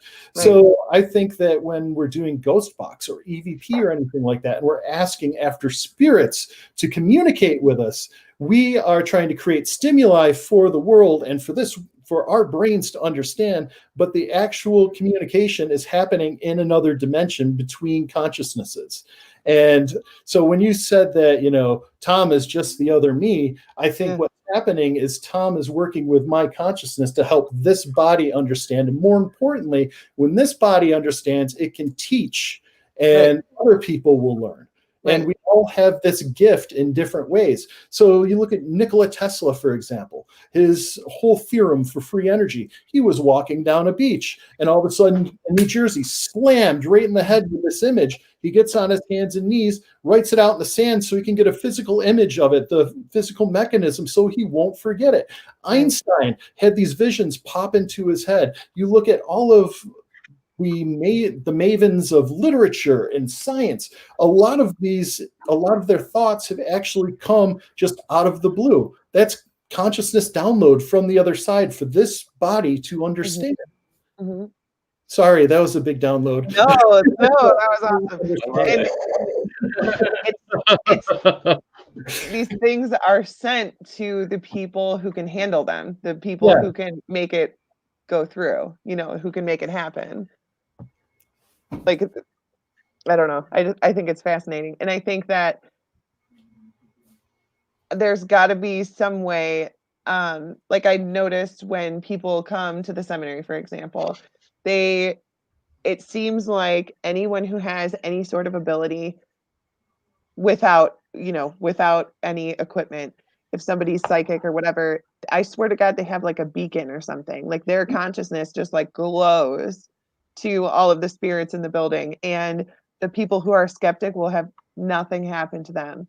But the people who can communicate with them, it's like a beacon, and they all come towards them because they know that they're the Tom on this side. Like, I know we could talk to them. Let's go talk to that one. And that's part of the whole thing, is how open you are to it. And skeptics don't experience things frequently. One of the leading skeptics against the paranormal is a man by the name of Michael Shermer. He is I believe at Science Magazine, he's a lead editor, and he actually had an experience that he can't understand. A radio turned on out of the blue, and it was playing a song that reminded him of his father that he was thinking about. And he can't explain it other than chance. But even the most stalwart skeptics can experience things. Yeah. Yeah. I like when skeptics experience stuff. I do. Yeah. When I first started investigating with a group, the guy that led this group, I think his main goal was to debunk everything. It's like, why are we investigating the paranormal if we're just going to try to disprove all of our experiences? Now, I understand like being skeptical in a sense of making sure that you don't think everything that you witness or experience is a ghost. I mean, that makes sense. But even if you have the experience, he was trying to discredit that. And I'm like, why are we doing this? This is why we ended up leaving and forming our own group. But we were at the Knickerbocker Hotel, and there's this one room where there's a female spirit does not like men, period. Oh, I've been in. And you can get the EVPs that say Patrick Ewing. Yeah. Patrick Ewing. Yeah. Sorry, Nick's joke. It was bad. Oh, I get it. The Knicks. I'm sorry. No, but this certain room, I really don't know what the background story to this room is, but it's like a bedroom. It's set up like a bedroom, and he himself had this physical sense of being strangled, and he actually was having a hard time breathing. He said he felt compressed on the chest. He fell to his knees and was like physically attacked, basically. And it was just that's where I often have to wonder whether it's a physical attack or whether it is an entity, a human entity that's passed on that so wants to communicate that they're trying to get your attention however it is. Sure. But what we do is we instantly assign it that it's an aggressive, dark thing when we don't know that it is. Thank you. Yeah. Right. And I wasn't insinuating that whatever he was experiencing was a dark entity, No. I was coming from at it is this was a genuinely very almost 99.9% skeptical person who I didn't understand why he was in the field to begin with, but having that physical interaction with somebody and seeing him fall to his knees, and his struggle to like explain it away. I'm like, you can't explain that away. I mean, unless it was a draft. Yeah. Yeah, unless you're physically having like a heart attack or something. Right. You know what I mean? A placebo effect's a huge thing. Psychosomatic is a huge thing. A skeptic can explain away anything like that.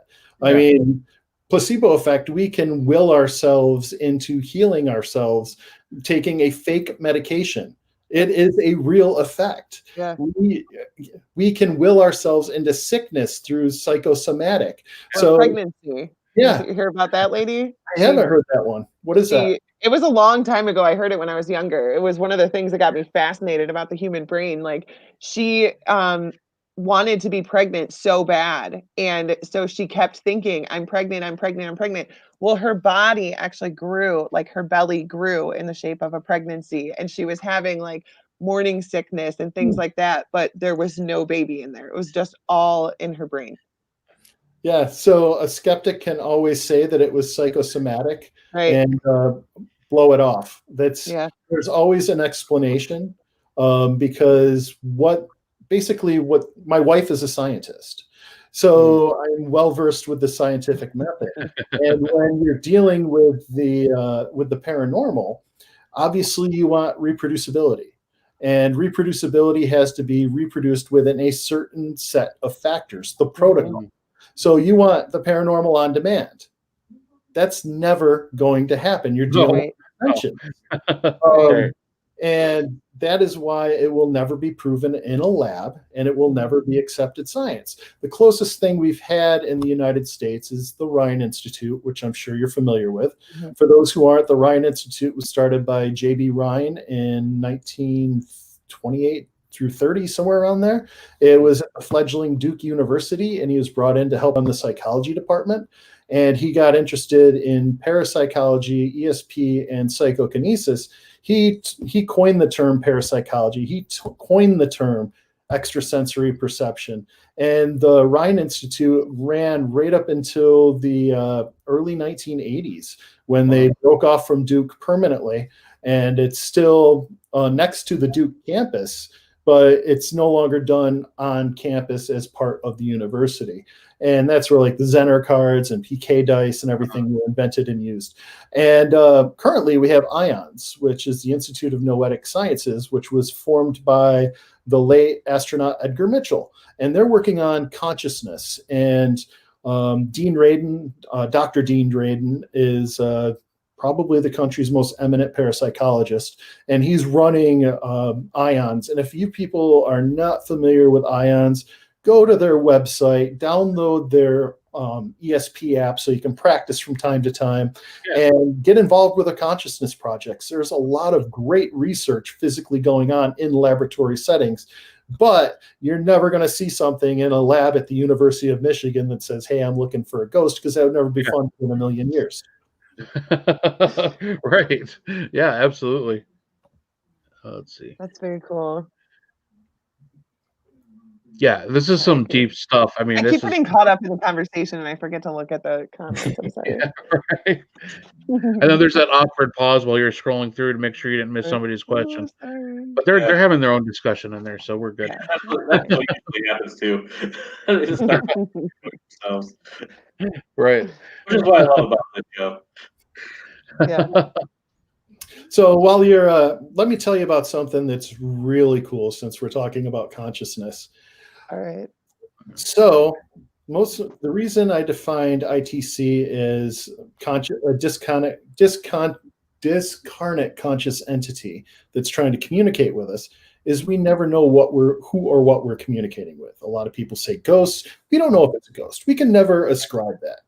And the reason I think that, one, is because of the theory of consciousness existing somewhere else. So we could be talking to somebody who's alive and well. And several times I've recorded the voice of someone alive and well and known to me through a ghost box. Really?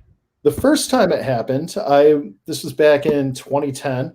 A few of these happened between like 2008 and 2010. The first time I noticed it, I was doing a session, and it was the middle of the night in New York, like 3 o'clock in the morning. I'm a night owl. and that's when I do all my best work. Yeah. And so I'm reviewing, I don't know, a week or so later, and I listen back and I hear the word Timmy and the word Karina. And I listen to it, and I'm like, oh my God, that's Sean. Because Timmy was in his voice. We were roommates in California during South Park when that came out. So obviously, jeez, he used to say like that all the time. But then he also said the word Karina. So I hadn't talked to him in forever, but I still had his email address. He was still in California. We'd lost touch. So I sent him an email, and I'm like, Sean, here's my number. Give me a call. So he gave me a call, and I explained, well, I'm kind of talking to dead people through this broken box, and got your through. And he was like, BS. So I sent him the file, and he called me back immediately. He said, that's my voice. And I'm like, yeah, that is your voice. And more importantly, that says Karina. And I'm like, yeah, it says Karina. He's like, I just met her 2 weeks ago. What? And he's still with her. They got married. That's his life partner. So he thinks he was sleeping at that particular time. And somehow in a dream state, he was able to relay this information to me through a broken radio across the country. So, wow. I've also another friend that happened in a dream state. I turn it on and you can hear her say clear as day, hi, Tim, in her voice. And she was practicing lucid dreaming and astral travel at the time. So he thinks that that's maybe how it came through. Yeah. And the coolest one was Stacy, the woman I mentioned earlier. We were at an old funeral home and we were doing a ghost box session. She's sitting down right next to me and I record it and then I go home and listen and I send the clip to Stacy and she called me freaking out. She's like, that's my voice. So the cool thing is you can hear her say, in a way, it pisses me off. And then coming through the box. And right after that, in physical self, Stacy, you can hear her say, go back the ways, something about help. So you can hear her voice through the radio and then her speaking. And I've got all of these clips on ITC Voices where you can listen to the person's voice and then the voice comes through the radio. And it's in an article called Projection of Consciousness. And it's just absolutely fascinating. And I've had people from across the country tell me that they've recorded my voice through a ghost box. So who knows what's going on? So when you're talking to people, here's where it really gets weird. So when you are doing a ghost hunt, you're doing a standard ghost hunt. How do you know what you're talking to? You can be talking to somebody who's alive and well in a dream state. If you knock 3 times and you get 3 knocks, how do you know you're not the one who created that knock?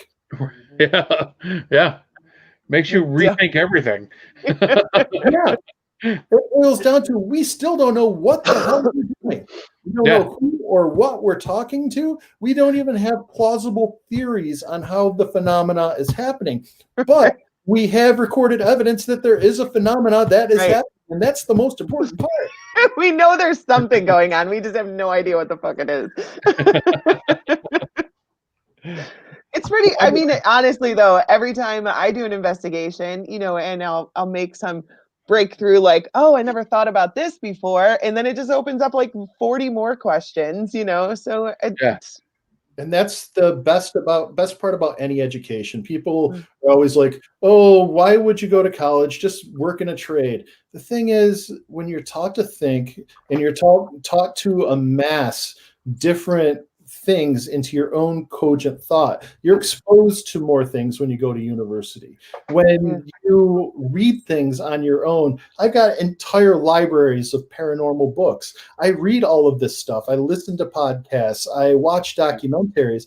And what happens is in your brain processing, you pick up all of these little bits and you start to create everything as it meshes together. And it can only mesh together if you have experience. And the only way you can get experience is by bringing in stimulus. So read as much as you can. Always. Always. Go on as many investigations as you can. Play with as much equipment as you can. And listen to this podcast every damn week because you're going to learn something. I see what you did there, and I like it. Yeah, like it. That's why I'm here. Not from us, but from our guests. No, I do. My 16-year-old makes fun of me because he asked me one time. He's like, "Mom, what would you do if you won the lottery?" And I'm like, "Honestly, go back to college." He's like, "Why? You wouldn't need to work again." I'm like, "I wouldn't go to work. I'd just go to learn." I would, you know what, Denise, I would do that too, probably. Honestly, it's But there's you no also have a point in local just not library, and some universities will let you use their libraries as well. I mean, there's a world out there that you can learn from. You right. just gotta find your sources. Yeah. Speaking of Yeah. which, a good library on paranormal study if you want to read free materials. Awesome. Slide that in there. Yeah, Right? that's what we're here for, Just buddy. sit up a little bit and show your shirt. You can find anything you can do anything you want since you plugged the show like that. Go for Right? it. Go for it. Yeah, it's I get frustrated when people, think that they know everything. I'm like, there is not a single person that knows everything about any of this, because the people who know the most are the ones who have the most questions. That's It's been my motto since day one: is there are no experts, but there are those with more experiences. yes, exactly. Exactly. And you could say you're experienced, but I don't think there's anybody that's an expert. And I think that the Well, there people are who experts. There are There are have experts in electrical engineering. There are experts in methodologies. There right. are experts in stats. There are audio experts, but somebody who comes in and says, "I know everything about ghosts," well, that's a different story altogether. If you did, then you would know that you know absolutely nothing about it, because we are always finding more questions. And the more breakthroughs we get, then it just leads to more questions. Then our Uncle Guido, Tony Santori, Uncle said, Tony. "I don't know nothing." That's I'm right. surprised that's not on a shirt. Usually I don't feel nothing, but That's tonight gonna be my I don't motto. know nothing. I want to wear Yeah. a Tory shirt with that on it. I don't know nothing. Gonna be my new motto. Right. Well, that's why Yeah. I do like being on this show, because I don't know a lot about this. Everything I know is everything that I've done. I haven't read much books. I'm gonna start, but I haven't read that much. And I didn't know anything. We were talking earlier about when you're going down that hole with the cupcake. When you're talking about getting stuck in that, I do that all the time. Now I'm gonna be more mindful of that. I didn't even think about it before. Yeah. Yeah. Yeah, it I'm makes sense. I'm definitely gonna start paying attention to the actual voices too, Yes. because I wonder how many times it's been somebody that I know, Right. or a topic that I should have been paying attention to that I think is just gibberish. Right. Yeah, we Yeah, really have to listen to Ray's, because it almost always says hi, goose right off the bat. Yeah, almost immediately after I turn it on, it's, "Hey, Goose." Yeah. Yeah, so now you've got to go through those sessions and compare the voice. Yeah. Right. And you need to go to his sessions and see if it's Tom's voice. See if it says Tom. Yeah. You say, "Hi, I hear you all the time. What's your name?" Yeah. Yep. Yeah. Yeah, and I just started using it, so I'm still kind of learning the nuances and trying to get the feel, because I know there's I could definitely feel connection with the box, and I know it's a personal connection. I mean, he had wood engraved my grandfather's military picture on the side of it, so it's got meaning to it. It's you can almost feel energy off the box. It's really really cool. Awesome. It's a really awesome box. I mean, we had a good experience with that. This made me believe, actually, is when we were at Madison that one time, and I was like, "All right, tell me when to stop." I took 2 steps, and it was like, "Stop." Yeah. Yeah, and it's when we do that kind of thing and we get that kind of confirmation that it gets really interesting. One of the things I've found over the years is when I do sessions with people, I teach a lot of people how to use ghost boxes just through leading hunts and things like that. They ask for to get a ghost box. They get a ghost box, and they turn on a box, and it says, "Where's Tim?" So many different people. Yeah. Wow. That's really cool. Like, Tim's not here? All right, I'm gone. Yeah. We just want to talk to Tim. Well, even with the Phasma box, we'll turn it on and you'll hear a voice say, like, "They have the machine," or it's the machine, and you'll hear them say, like, "Go closer," or you know what I mean? Like they're teaching each other how to use it. Like, oh, it's cool. It's a machine. They just turned it on. Now you can talk. I think it's cool. So one of the early progenitors of ITC in the United States was a man by the name of Mark Macy. And he worked with a lot of the early ITC people in Europe. And Mark was really active for several years. He retired like 5 or 6 years ago, still living his best life out in Colorado. And he used to get communications saying that they are building equipment on the other side to interface with our equipment to help build the bridge between worlds. And when we think about that, there are so many people who were pioneers in this field who are gone. They're on the other side. Sometimes they pop through and communicate with us, like Radova or Jurgensen. They pop through quite frequently for different people. Wow. And we have to think that if they are using physical equipment or mechanisms on the other side, these people who helped formulate all of the theory here may be helping them to develop it on the other side. And we could be making leaps and bounds in short periods of time. Right. Man, mind blown again. Right? Damn it. Just like explosion. I'm not going to have much of a head left. Well, yeah. I mean, we always say like the first thing I do when I die is I'm coming to Madison. I'm going to tell you guys how it works. Like, right? Why wouldn't they? Why wouldn't these people be there trying to figure out how to reverse engineer it? Well, like when Frank died, Frank said for several years that he would never come through and communicate at all. And it took him all of about 16 hours before he came through to me. So, if there's an interest, it'll happen. Why would he say that he wasn't going to? Oh, because he thought when he passed, he was going to be taken onto a ship and brought back to the Pleiades where he belonged because he was their purple princess. Okay. It's a long story. Frank was an interesting guy. I mean, you could say anything, and I'd be like, "Oh, that sounds like Frank." But the cool thing is, it's cool but yet tragic. 3 months before he died, I got one of those breakthrough clear sessions with no radio interference whatsoever, and it talked about Frank. And basically, what I just said, that Frank was their diva. He's their purple princess. He was brought here on a ship from Pleiades, and he was here to do work, which he did. He created the Ghost Box, which was a download in a dream, by the way. He wasn't even an electrical engineer. He was a ham radio operator, and he had a dream one night of a fully formed circuit, and that was the first Ghost Box in 2002. Just a dream download. But he was sent here to do a certain thing, and then he was going to be picked up on a spaceship and brought back. So, we just accepted it. When I met Frank, he had big purple studs in his ears, and he just totally embraced it. And but a couple months before he died, it was a whole session about that. It mentioned the word purple and diva. And the cool thing was you can actually hear what I think is alien communication, where it says things like sent by the ship.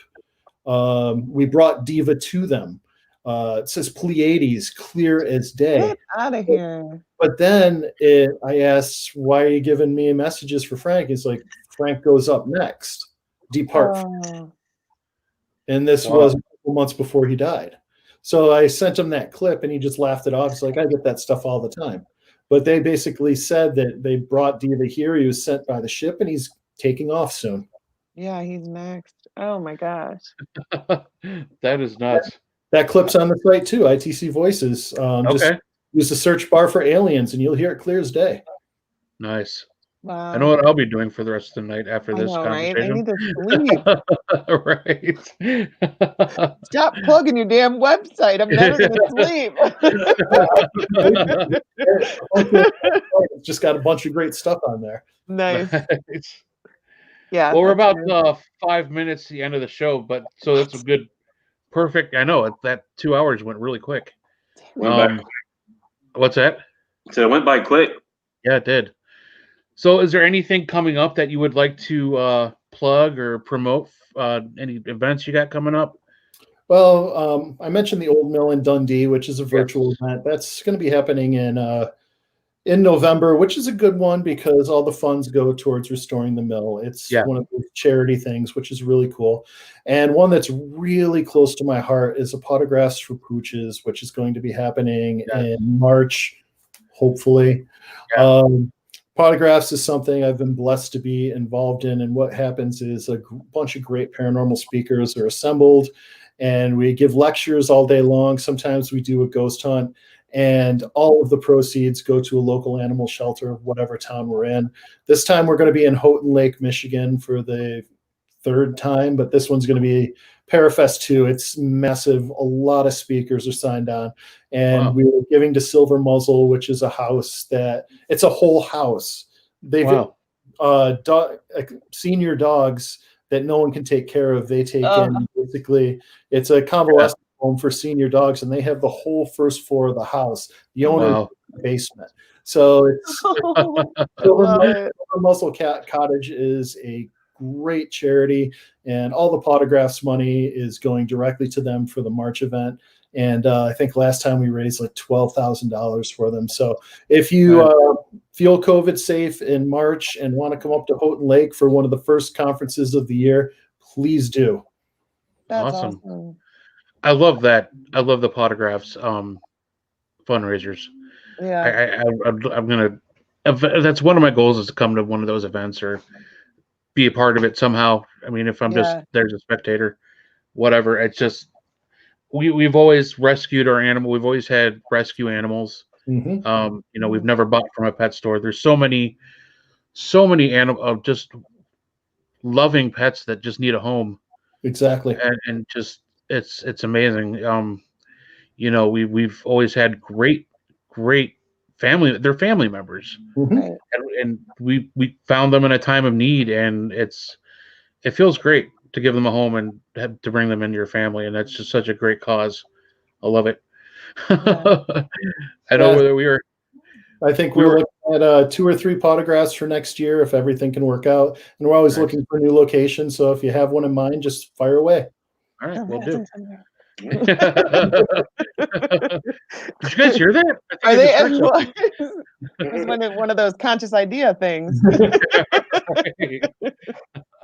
Oh, that'd be a great place. I think I just shared one of those events. Is there one? Maybe Ashley Storm shared it in Texas. Yeah. That one's going to be happening in Oklahoma, I think. Oh yeah. Okay. Pretty far off. That's well into next year. Okay. Yeah. Yeah, that's at the Broken Bow Asylum, I think. Yeah. So keep an eye out for those guys. Those are great events. Great cause. I'm a dog lover. Right. Cats are on the fence, but I love kitty cats, but I'm just too allergic. Is what the problem is. You get a hairless. You're good to go. Yeah, there you go. You would look great with a hairless cat. Just carry it around in a backpack. On that note, it's a good time to sign off. Right? Tim, do you have anything else? Sorry. No, I'm good. Thanks, guys, for the chat. It was a great meander. I really enjoy loose structured format like this, where we can go down several rabbit holes. I enjoyed it. Yeah, awesome.